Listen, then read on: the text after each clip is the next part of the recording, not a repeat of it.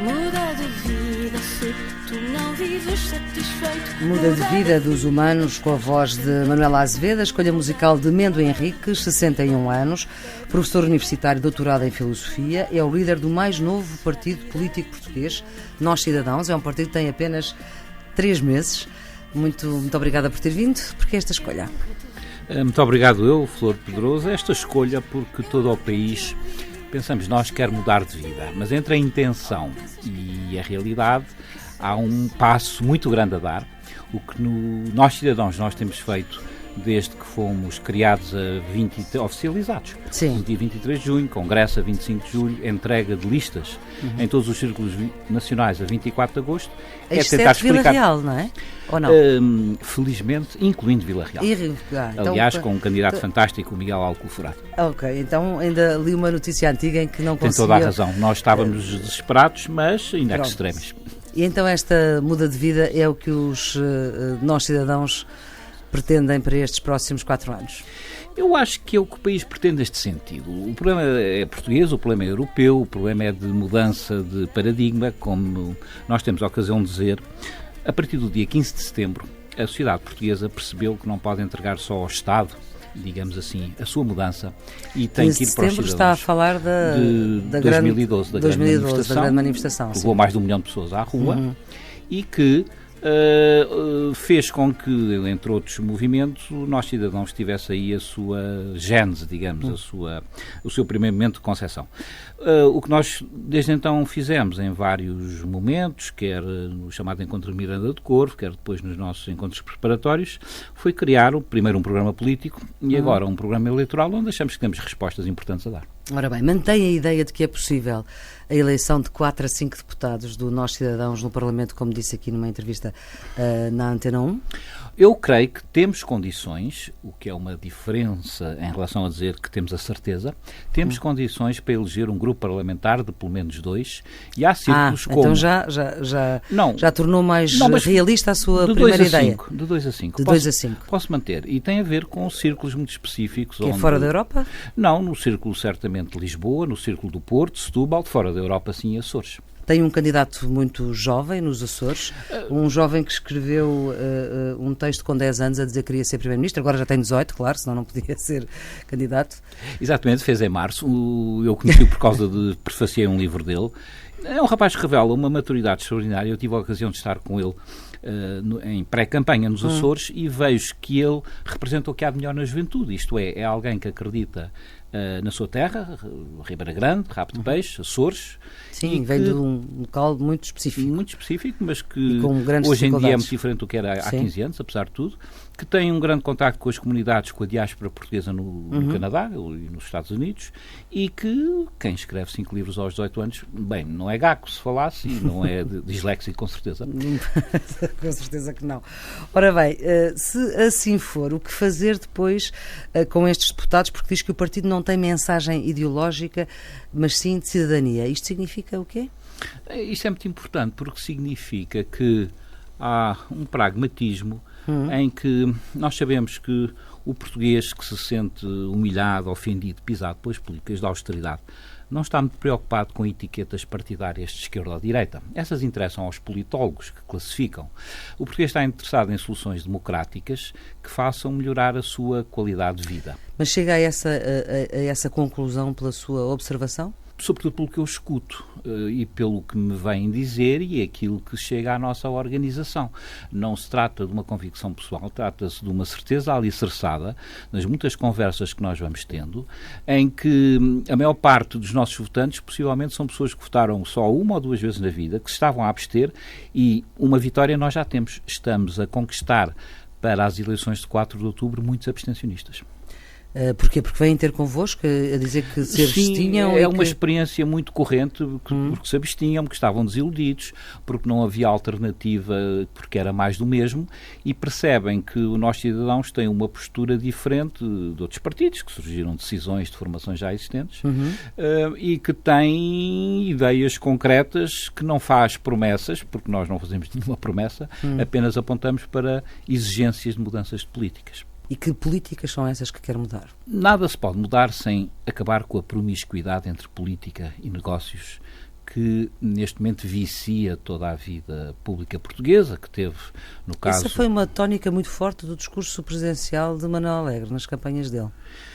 E ele terá tido razão, não terá sido o único. Admito que o Dr. Paulo Moraes diga o mesmo, que o Dr. Henrique Neto diga o mesmo, porque é uma evidência. E essa promiscuidade tem expressão não só na própria Assembleia da República, como tem expressão na elaboração da legislação. Quando diz que tem expressão na Assembleia da República, porquê? Por causa dos advogados que ajudam a fazer leis e que depois... Também, e que depois muitos deles pertencem aos escritórios de grandes advogados. O Gustavo Sampaio analisou isso muito bem no livro chamado Os Facilitadores. É público, ninguém o desmentiu.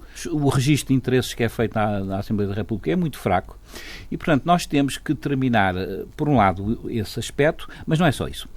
Grandes obras que são necessárias, ainda infraestruturas, como por exemplo a famosa linha de via rápida, que deveria unir Sines à Europa, tornando Portugal a porta de entrada de vários continentes, vão abaixo porque pelo meio se põem interesses de grupos privados.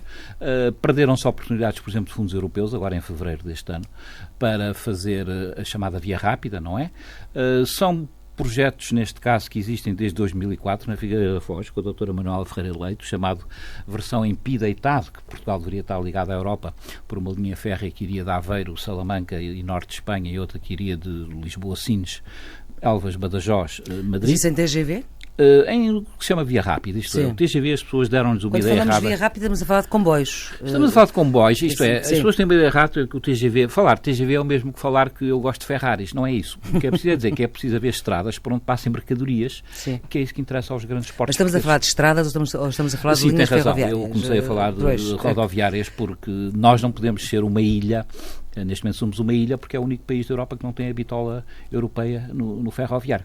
Isto aconteceu porque se puseram pelo meio de permeio interesses privados, a tal promiscuidade entre políticas e negócios. E que interesses privados foram esses?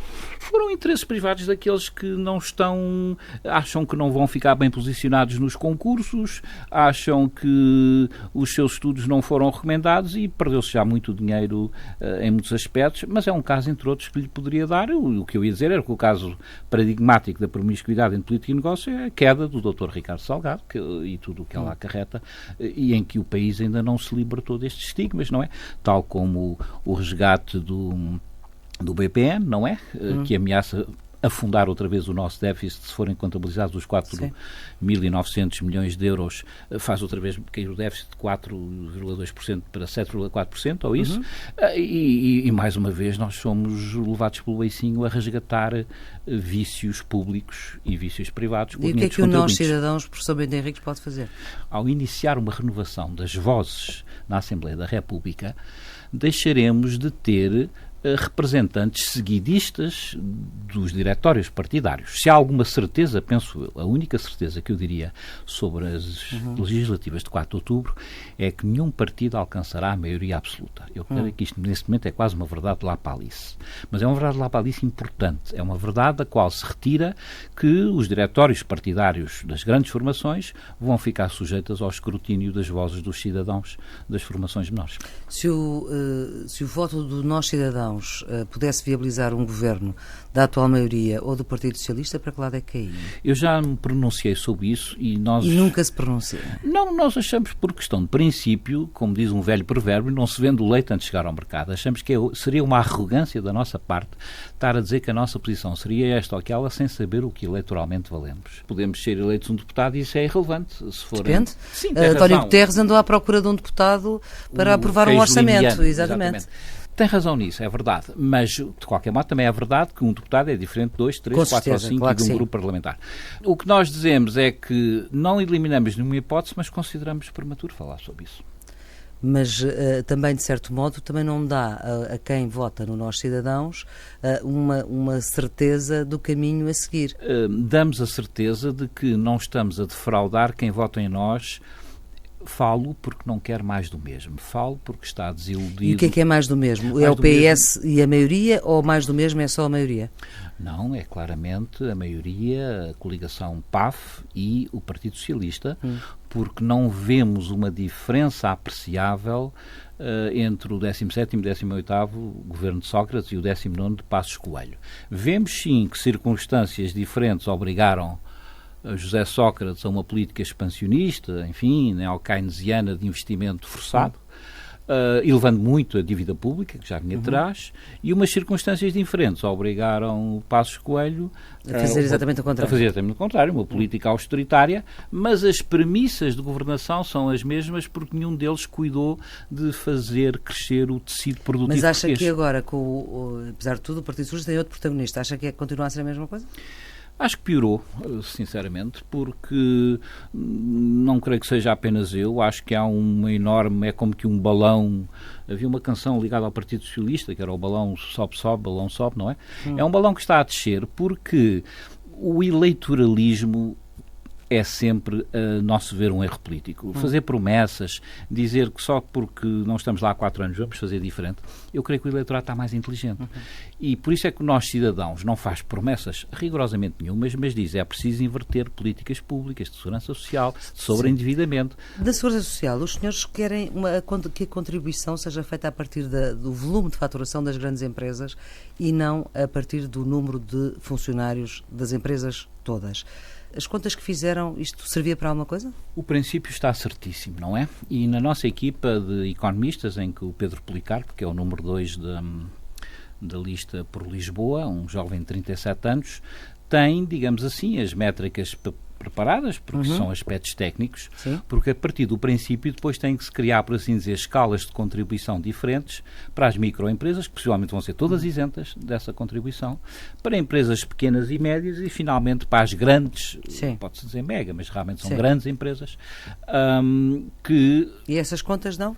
E essas contas significam que não é preciso, como disse a doutora Maria Luísa Albuquerque, ir tirar 600 milhões aos pensionistas, que está é a promessa... no programa que o Governo apresentou em Bruxelas. Exatamente, não é preciso ir tirar, mas pode-se fazer a baixa progressiva da TSU e, sim, taxar as grandes empresas que têm contribuições ridículas para a segurança social devido ao princípio errado de taxação. Taxar atualmente sobre o número de trabalhadores e não taxar sobre o volume de faturação. Acresce que o volume de faturação é inescapável, porque as faturas são imediatamente comunicadas em termos contabilísticos e financeiros e não há por onde, por assim Portanto, dizer. não havia possibilidade de fuga? Não há. A questão do sobreendividamento, nós batalhamos sobre isso. Nós achamos que é um drama das famílias, uma família que é penhorada, uma empresa que vai à falência. Eu acho que algumas das nossas ações de campanha têm a ver com isso. E, portanto, em vez de fazermos aqueles jogos numéricos da dívida pública que Portugal deve ou não pagar, porque isso não depende só de nós, essas questões de pagamento e de dívida pública, mas tomar medidas concretas no país para enfrentar esses pequenos, grandes problemas de cada família, de cada pessoa e de cada empresa, isso depende de nós. Uma das medidas, por exemplo, associada a isso é baixar o IVA da restauração.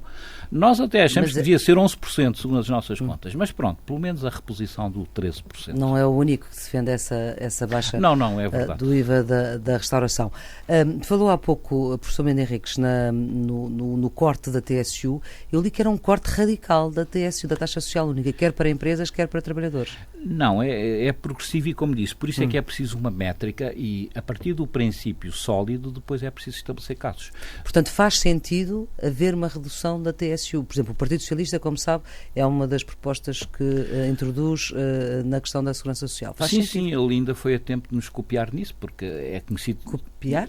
Penso que sim, neste sentido, porque nós há muito tempo, mesmo antes de sermos oficializados como partido, já havia, era uma ideia, uma bandeira, não é? Do nós cidadãos. E, portanto, ainda bem... E tem uma fatia importante, numa questão importante, de identificação.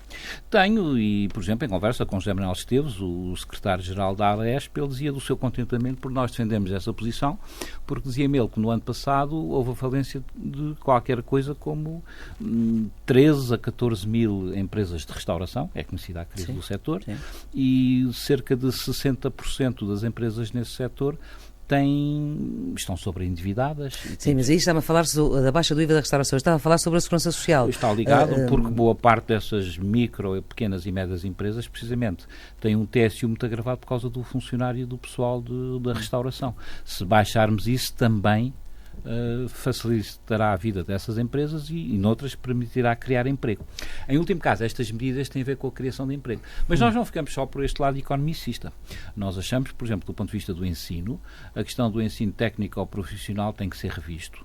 e em vez de se desperdiçarem milhões, o governo ministrocrata acaba de atribuir 139 milhões às escolas privadas, não é?